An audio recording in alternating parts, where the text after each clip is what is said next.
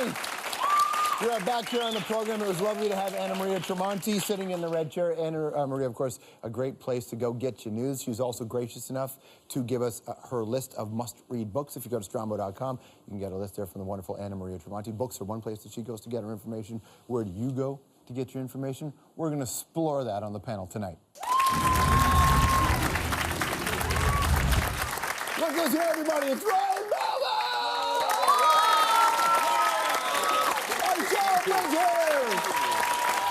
I'm ready to start it. Pete Zedlacher! News, where do you get your news from? The internet. I think most people under 65 get it on the internet. I know, like, I honestly, I saw a kid. But where on the internet, though? Well, I go to cbc.ca/news.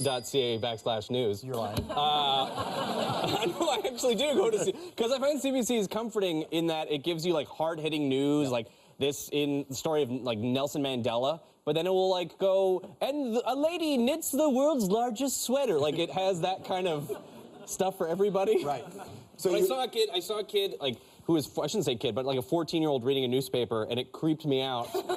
Like, he was doing, like, the pinch and zoom thing on the text. He couldn't figure it out, but it was, like, weird to see people of a certain age actually, like, look at it. On the Calgary Sun, just kind of going, how do I make it bigger? Well, because it is. It's like if you're reading the newspaper's out of date the second you open it up. And it's emphasized when you see young people looking at it, go, what is this? Also, you used to have to read a newspaper that was big enough to hide the magazine you were actually reading. Right, yeah. It's different on an iPad. Yeah. Well, I follow Pete on Twitter, but Pete, I get actually beginnings of news stories from you because I know you care about what's going on in the world as well. Thanks. So where do you get yours from? I start my day by reading the news. I go online, like Ryan, but I go globally and then I go locally. So I'll start with BBC and CNN, then CBC, and then local news. And then I'll turn to my wife and say, hey, how are you doing? Actually,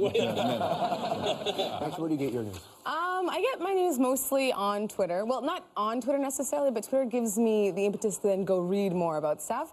And it feels like it's kind of like the headlines that, you know, the pick and choose your own adventure, kind of like your own customized Starbucks beverage, if you will, of news. What Twitter doesn't do as well is someone's got to tell you what happened, but then someone has to tell you what it means. And that's when you want institutional journalism to do that, and that's why journalism is so important, right? Qualified individuals who, not just like Jerry in his basement pantsless going, hey, this happened. Right. For me, I didn't believe anything was news until Peter Mansbridge said it, quite like you. So when 9/11 happened, I go to Peter, the Berlin Wall, Peter, Pope John Paul. If Peter didn't say it, it doesn't happen, including me. I'll call him, hey, Peter, did happened in my life? Yes. Then I know it's real.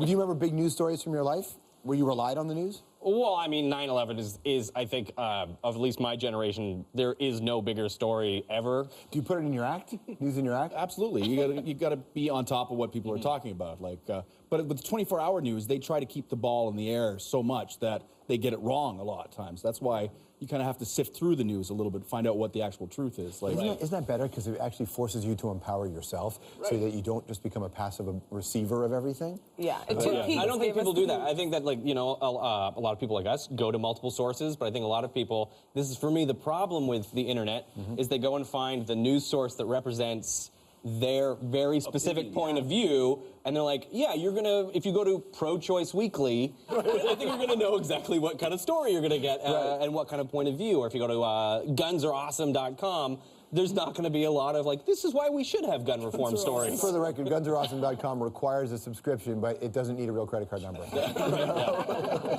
want to find out the last time news changed their lives. We'll get into that when we come back. That's right, my friends. We have a live studio audience, and it's a lot of fun. It's even better, too, because, my friends, it is free. So free. I'd love it if you join us. Go to strombo.com/tickets to find out how.